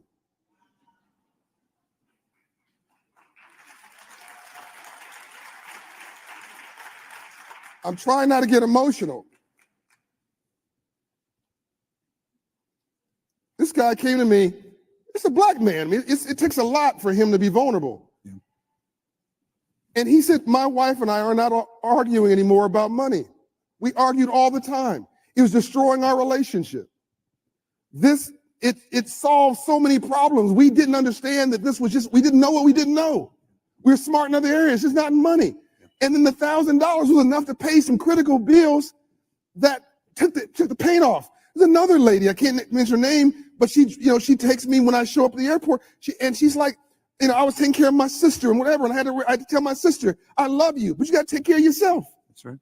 And she started paying off her credit cards and putting some money aside, and now the light's on. Her self-esteem is up. Her shoulders are back. She's back. Yeah. She's back. Yeah. I mean, it's just changing people's lives. If your day's not about God or love, your day's about money. Real talk. And when you remove the stress of somebody financially, you change their lives. Amen. And for Delta Airlines to do this, and then I just mentioned casually to Joanne, maybe we should do a report on this. You guys to issue a report on the impacts of this, which are just, I understand, unbelievable. This will be the first corporation in the history of America to issue a report on financial well-being, and I'm proud to say it features Operation Hope. Absolutely. Well, financial well-being is at the core, as you mentioned, of so many challenges in today's society, and we want to succeed. It's not just that we're doing the right thing, we're doing the smart thing, right? Because we want our people to come and to continue to serve better and to perform better and to grow our business better and take more markets and more routes and more opportunities for the world. But if they can't show up and be the best that they can be that day because they're stressed out about something else, it doesn't, it just is, it's unfulfilling. So our opportunity to do what would appear to be the right thing, to me, is also the smart thing. And it's the strategic thing. And that's where it's not a hand up, or it's not a hand out, it's a hand up. Because to get the $1,000, we'll put $750 in, but you get the other $250 once you put $250 of your own money in, and then we'll match it dollar for dollar. So they're already starting out with $1,250. Yeah. Even though it's 1,000, right? $1,250. Just to continue to get that process started. And then, we have a 401k program that we provide 3% upfront, and then dollar for dollar match for the next 6% of their contributions in. That's And free so money. it takes, it just takes a few years before you start building Generational wealth. some generational wealth, and you start changing outcomes for the long term, which is what we're all about here. And I mean, it is true that 95% of all employees stressed out about money on the job. I mean, people are ashamed to admit this. Can I get an amen? Amen. I mean, 70% of us are living from paycheck to paycheck. Half of those making $100,000 a year are living from paycheck to paycheck. A quarter of those who make $250,000 a year are living from paycheck to paycheck. I'm not talking about poor people. I'm talking about you. And if you live in Manhattan and you make $100,000 a year, it feels like $39,000 a year. Mm-hmm. But we're ashamed to have this conversation.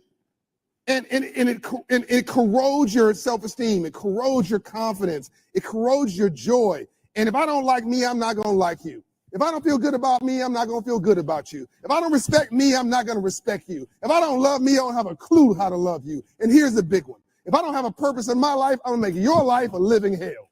Whatever goes around, comes around. Ed knows this. Ed travels on these planes, and I get notes from people who embarrassed because they're in first class and Ed's in coach. Like Ed will get on the plane and go right to the back. And he's just chilling. You guys know what chilling means? It's a lot more fun back there. It's a lot more fun back there. That's where all the real people are.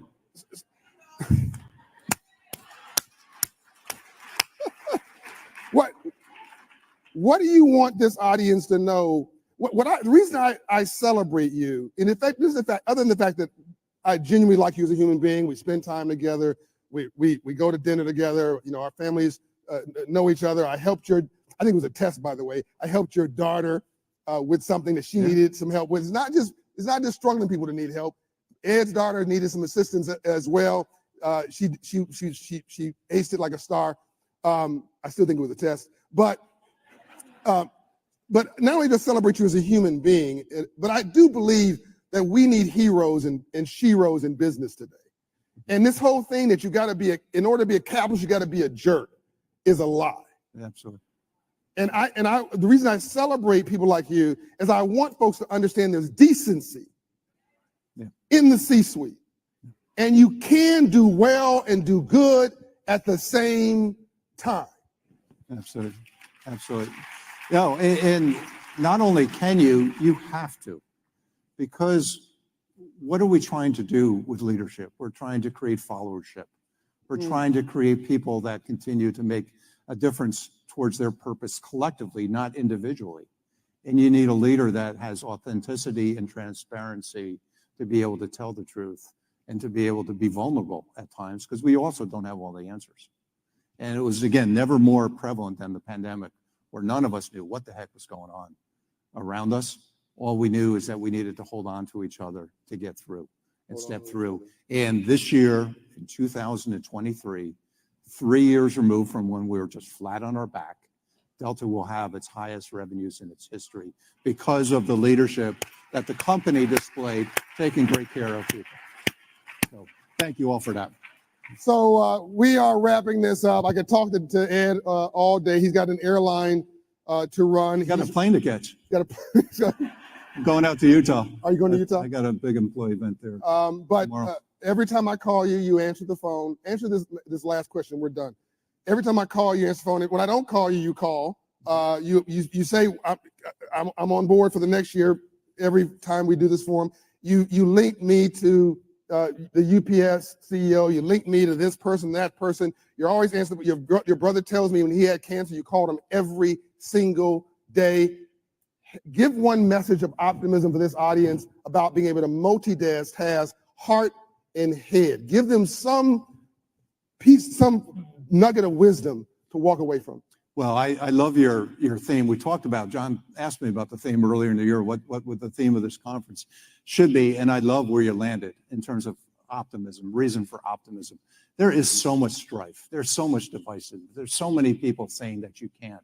We need to create people who say we can, and that we will make certain that our generations to come will be in a far better place than anything that we've ever seen.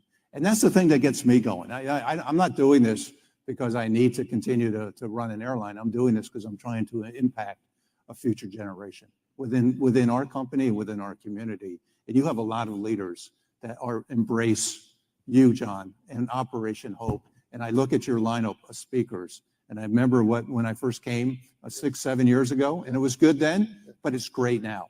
And I think it's a testament to people who believe in making a difference and holding each other accountable, and then providing each other support. And the great thing about support is when you don't care who gets the credit, that's when magic occurs, right? Ladies and gentlemen, he's a great man. Ed Bastian. Love you. Love you too.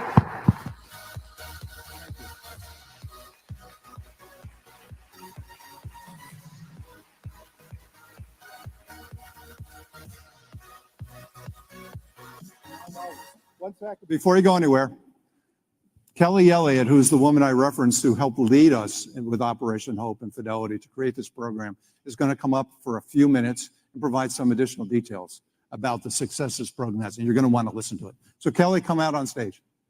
Oh, hey, Kelly. Thank you. Good morning. Good morning. Thank you. Good morning, Ed. Kelly. Good morning, everybody. I'm really excited about this opportunity to take a few minutes and just go into a little bit more detail about what John and Ed just talked about. You know, they really challenged us to take their vision and carry it forward. It was no easy task, admittedly. It's something that we did very quickly, and I'm really proud of the work that we've done. So they referenced two stats at the beginning of their talk. 1 in 4 Americans doesn't have an emergency savings account. 57% couldn't cover a $1,000 emergency. That's something that we knew we had to take action on at Delta because we are no different. Our people are no different. It's been a hard 3 to 4 years for us. You heard Ed talk about what the company's been through and what our people have been through and what they have done to really help the airline come through this. So we knew we needed to help them.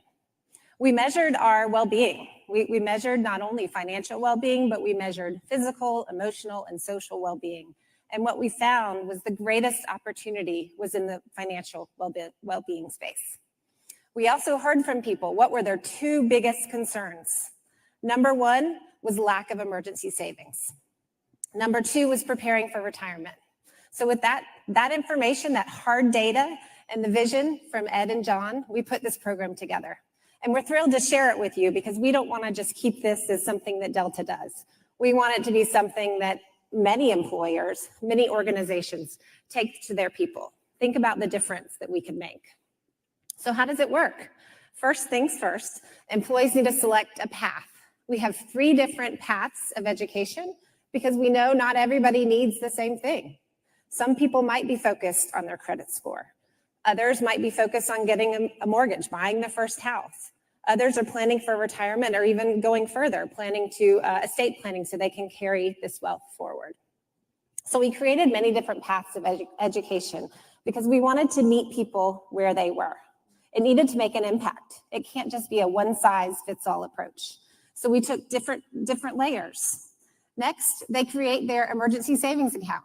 So they go and start an account, a rainy day fund, as we call it, and they set a payroll deduction. What's most important about that is that payroll deduction is permanent and they stick with it.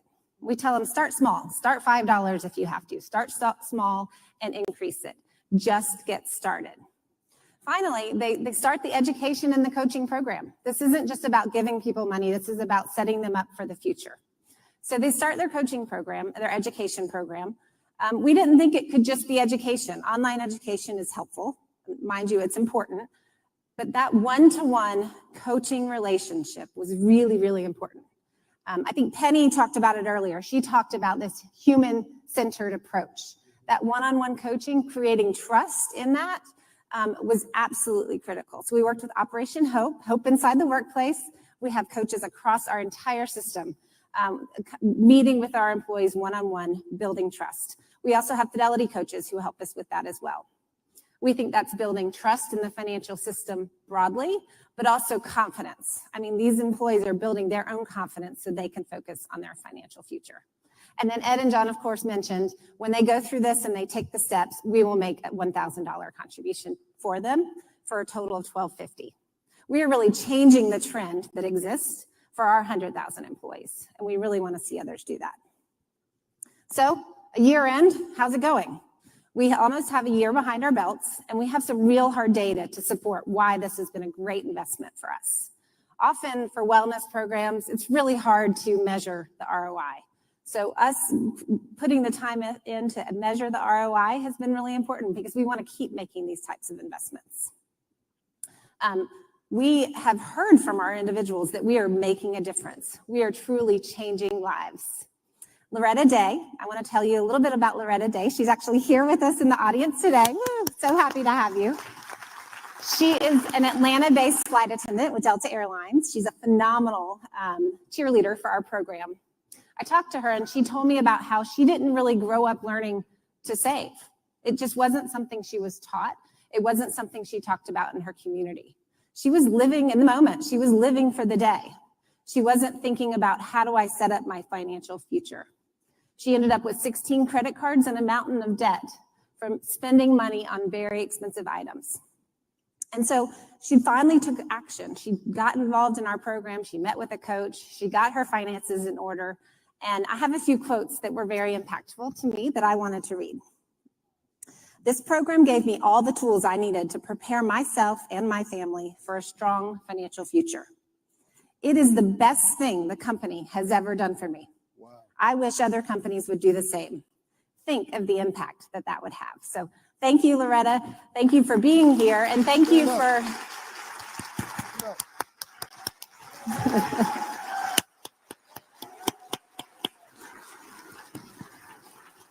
Thank you for being our biggest cheerleader. John talks about going on the airplane and talking with our flight attendants. Loretta would be your favorite. I mean, she is out there telling everybody about this. She's advocating for others, and she wanted to be here today to be a part of this as well. And we're hearing stories like this all the time. They're countless, but the hard numbers really speak to this. 21,000 people have completed their coaching and earned their $1,000. Thank you. 33,000 people have started an emergency savings account with, on average, 1,061 balance that they've contributed themselves. That is, I mean, that's changing the trends. And the majority are frontline hourly employees. Yes, our pilots participate. Yes, our management teams participate. But the majority are frontline hourly employees that are changing their day-to-day trajectory. Some of the other results that Ed and John mentioned were, we look at an assessment at the beginning and the end. How are they feeling about their finances? The one that speaks to me the most is that we are seeing a 62% increase in the sense of financial control. That's really the biggest one. So we've released this white paper, which is what we have alluded to, and we have many, many results in there. We released it today, thanks to the vision of Ed and John and Joanne. Thank you. We will be leaving handouts on your tables at lunch so you can learn more about the program. We also have deltafinancialwellness.com. Please go look at it. Look at it for your organizations. Consider how you can get started.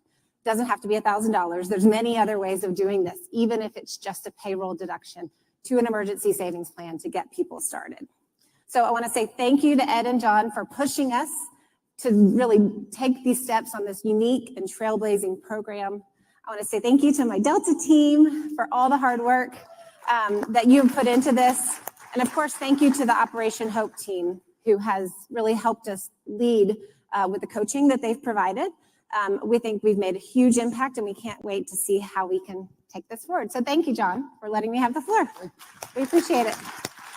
So I can fully accept, thank you so much. I can fully accept that you don't really understand. It's probably hard to comprehend the impact of what just happened.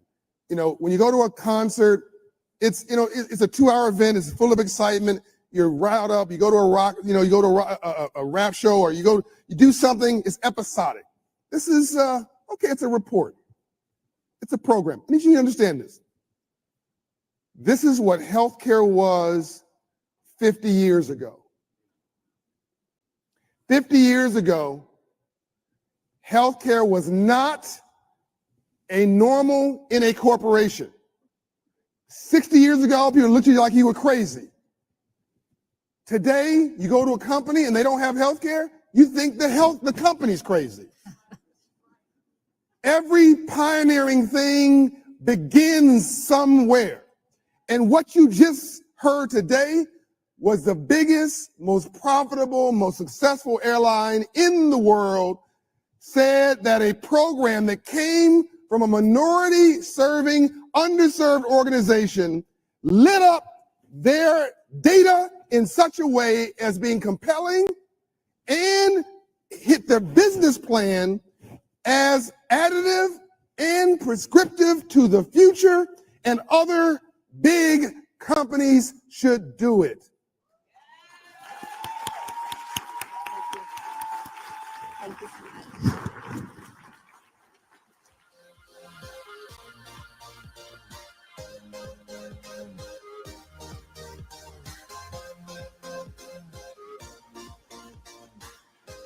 All right. Thank you, Kelly. That was incredible. And now that concludes the morning program. It is time for the Straight Talk breakouts, and they're across the hall.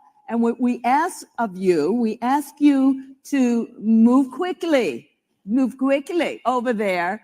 Get over there as quickly as possible. I know you may want to have discussions here, but they have to transform this area for lunch.